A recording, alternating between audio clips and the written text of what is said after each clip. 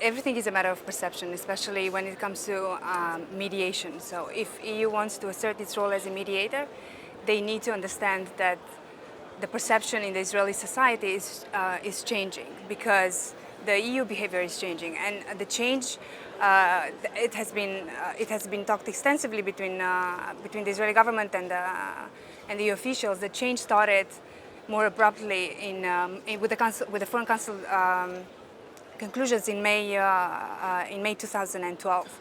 And it is an incremented language, and that ended up in this Foreign Affairs Council resolutions in February, like 15th of February, stating that all agreements from now on will apply only within the 67 borders. So Israel is that the EU recognizes the jurisdiction of Israel only within the 67 borders. So I would say, what we heard very often from the Israeli officials and the Israeli government is that you guys have to do better. You can't hold the bilateral relations hostage to whatever is happening in the peace process, because in the peace process there are multiple partners. It takes two to tango. So this is the message that has been sent repeatedly from Jerusalem to Brussels. It so happens, though, that the obsession that Brussels and the European Union has with settlements, it's an obsession that they have dressed it up as something that addresses bilateral relations. And when they published the guidelines, as you mentioned, in July 2013, they said this is something to do with Horizon 2020. Therefore, it has something to do with EU bilateral relations with Israel. The same happened also with the interpretative notice from November. So what Brussels keeps saying is that it's bilateral. But if it's bilateral, they should also come to terms with the fact that both documents, they deal with settlements, and settlements, they are just one of the issues of the peace process. Therefore, every time they have this approach towards the bilateral agreements, I think that the multilateral component of it should be taken in account. So I was talking about the Foreign Affairs conclusions and the documents issued by the EAS in cooperation with the Commission, but we can also see here in the Parliament, we hear a lot of calls from the members of the European Parliament for a suspension of the association agreement.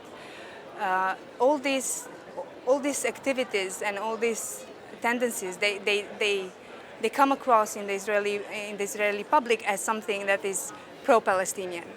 And if EU, coming to address your question, if EU wants to be perceived as a mediator, they need to address that perception. So therefore, they need to engage also, put pressure also on the Palestinian side. No, absolutely.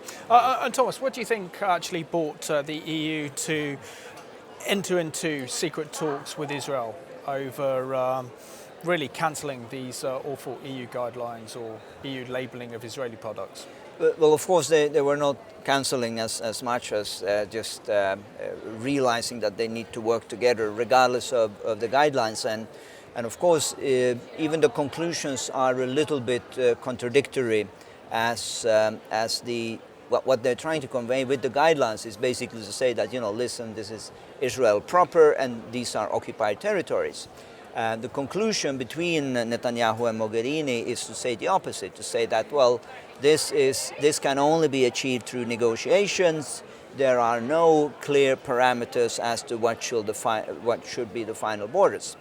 But as I said earlier, it's very clear that Europe needs Israel. I mean, Israel needs Europe, but perhaps even less so. But Europe really need Israel. We need to work together. When we look at the terror threat that Europe is under, who were the first ones to come to our rescue in Paris to prevent further bloodshed in Germany and other places in Europe? Yes, it was Israeli intelligence. And anyone who have just a little bit of experience in this field, they know that we cannot be isolated from Israel, and we need Israel as a partner. And the EU, and I think the officials that I have been speaking with, they're very outspoken about this. And it was almost when we were in the middle of the discussion about the labeling directives. If there'd been a decent way to withdraw, they probably would have withdrawn from the guidelines. But I think that it is a good thing that we came to this new beginning, and it's only for us to hope that we'll have a brighter future than what has been the last few years. Yeah. And Ruth, sadly, when it comes down to the labelling of Israeli goods and produce, or the EU guidelines, sadly it brings up in the public imagination the old boycotts against Israel in Germany and the whole sanctions that Israel's facing. Now, surely this is something that Europe wants to be free of. That's from right. that association with the past, particularly how the Jewish people then feel singled out, and particularly knowing that these labelling also has a direct impact on Palestinian workers as well, who are earning a good income. How do you perceive the EU guidelines? As I said earlier, it is very much about perception. Maybe legally, as Thomas mentioned earlier, legally maybe it is what it is. Just a clarification, some would say, or that it doesn't really have any impact as such. But it is very much about perception. It's how people in Israel and here in Europe, how they perceive it. People who are anti-Israel, those who support BDS, for sure, they think that this is a victory for them. So, and the fact that it seems like it is only Israel that the European Union felt appropriate to make such guidelines, you cannot deny that it is a singling out. You know, going back to the Jewish shops and businesses being boycotted back, before the Second World War, I think it is legitimate to say that you can draw some parallels. Without wanting to be very negative, unfortunately, people will feel that the whole world is against them. They will feel that they're being pointed or they've been brushed in a certain negative way, and that this is actually the opposite thing that it should happen.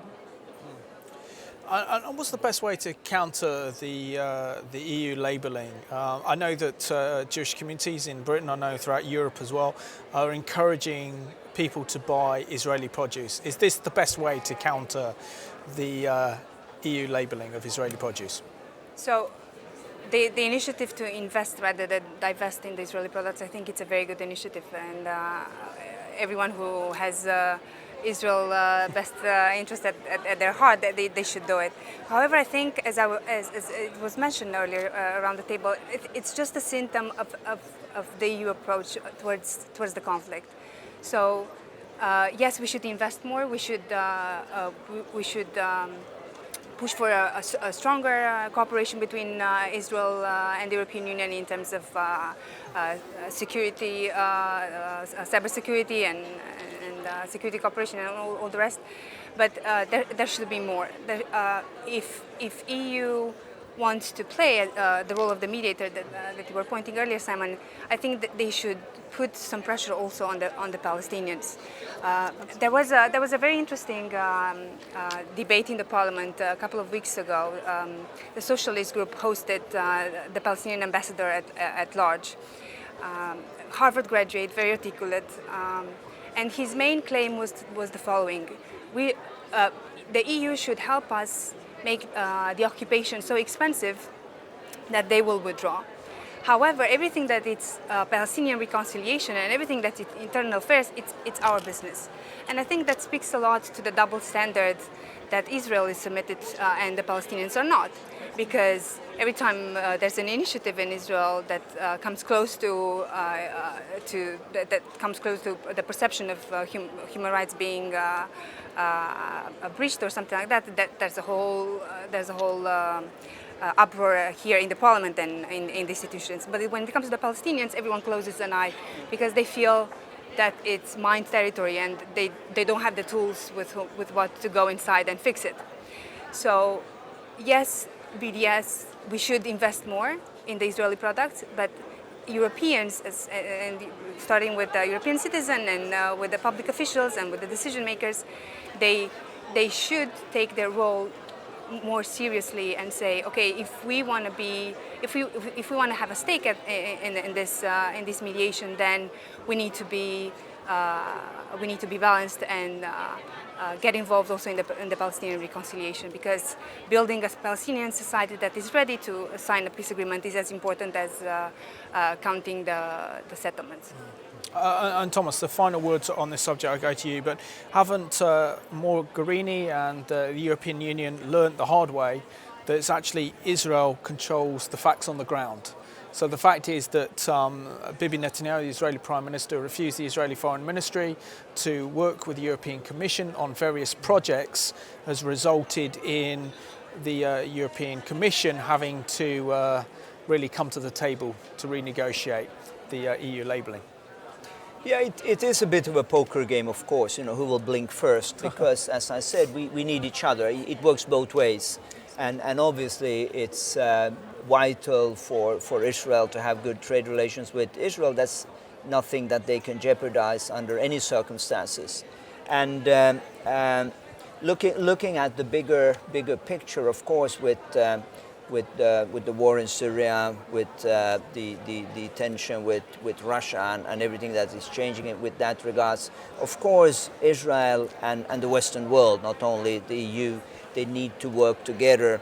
And I'm pretty sure everyone here also understood it was only a matter of time before they would come to this conclusion, and maybe it was a good learning experience for both sides to see that isolation is not the answer to this huge challenge that we are facing, but even stronger Israeli-European cooperation is the only way forward.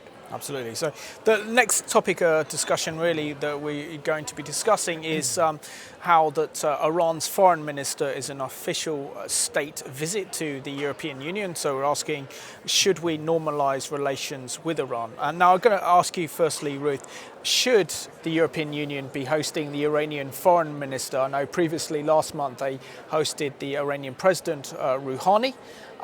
Because of the Iran deal, and because of the Iran deal, do you feel that Europe should open up its should actually have the welcome carpet for the Iranian foreign minister and president? And have they changed as a regime? For sure, they have not changed, and I don't think they actually promised to change. That's the only thing that is for sure. Now. Again, I would say that it's a matter of perceptions, because the meeting will take place. I personally don't think that many things will change. It is just a matter of perception, what people will think, both Europeans and Iranians. I personally feel that it is a good thing in the sense of Iran being open, Iran not Iran as the regime, because I don't expect them to change, as I said, but in terms of the people, and maybe the younger people, and for them not to feel isolated.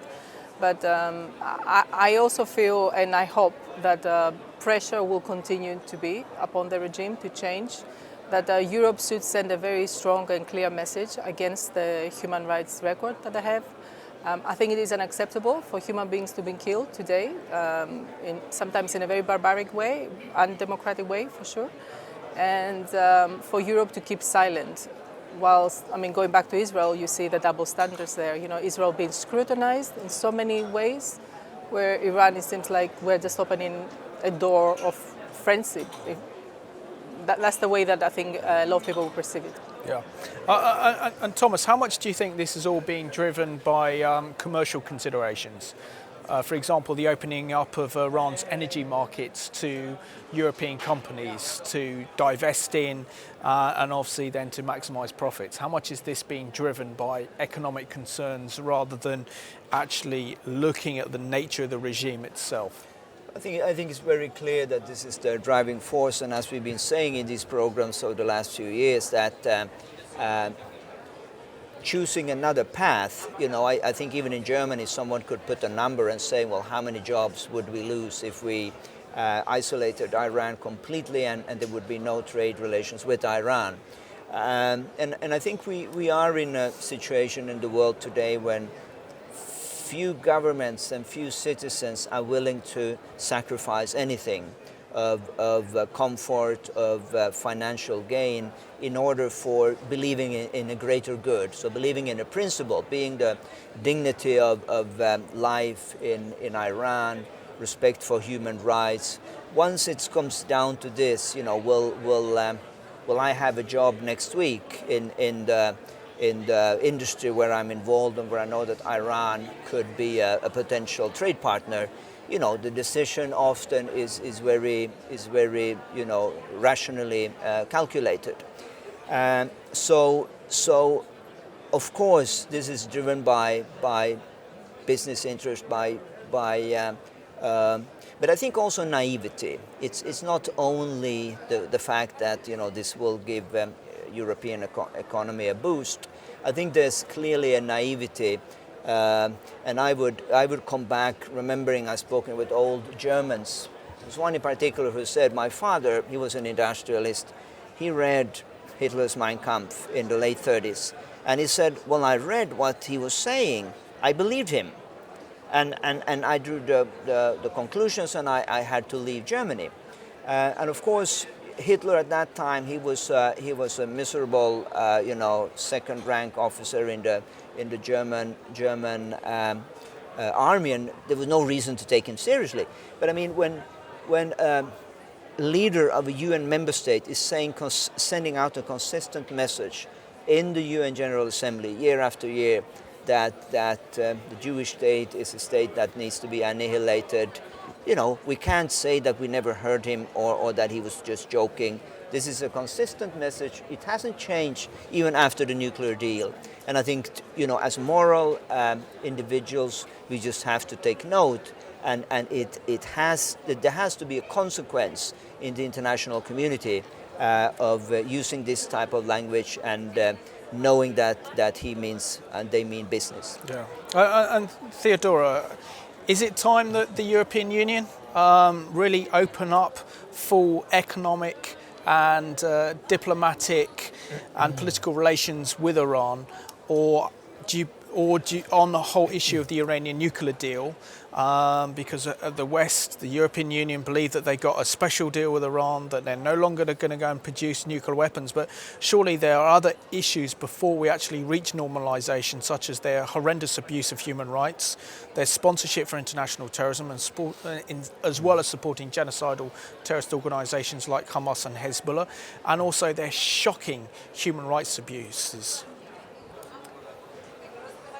In 2015, there were 1,000 and something executions. I don't remember exactly the number. It was double than in the previous year, in 2014. Only in the month of January, there were a number of 58 executions. Now, is it time for the EU to close an eye and, as Thomas was arguing, and shake the hand with I'm not going to say the devil, but shake the hand with someone who has this kind of behavior? I think I would take it as a rhetorical question. And no, I don't think that the approachment with Iran should be a one deal. I think it should be something that it's benchmarked on specific progress. And I think human rights should be included in that progress, not just nuclear, the dismantlement of the nuclear capabilities, but also how they see human rights. Going back to what, also just a quick observation on what Thomas was saying, just last year, the Ayatollah published a book, How to Destroy the State of Israel. It's the same rhetoric, nothing changed, and I think it's naive just to embrace them, just to welcome them, like a good group with reputation here in Brussels has done it last night, just to welcome them with our arms open. I don't think it's the right approach, and it shouldn't be like that. It should be a realistic. Simon, can I just come back to this and just look at some very basic principles in international community? In order to be a member of United Nations, it says in the preamble that you have to show that you want to live in peace with all your neighbors, with all members of the United Nations. And I think you know, for most part, this is always the case. You know, Germany does not have on its agenda to annihilate France, or, you know, Finland does not have a particular country that we hate and want to get rid of. But in the case of Iran, they're clearly in breach with the most basic principles of international relations. And this should be pointed out, and they should be made accountable. And I think everything else is just a big delusion from our part. I just want to thank you all for joining me on today's European report. Thank you for this discussion. And I just want to thank you for watching this particular programme. And really the best way we can counter the EU labelling or the EU guidelines is to buy more Israeli goods and more Israeli produce. And in terms of EU opening up its relations with Iran, I think we have to be very vigilant. We have to really check to see if the regime has actually changed and has a better human rights record, and also then wants to actually prevent its development of nuclear weapons altogether before we can welcome Iran back into the family of nations. So thank you for watching today's European report.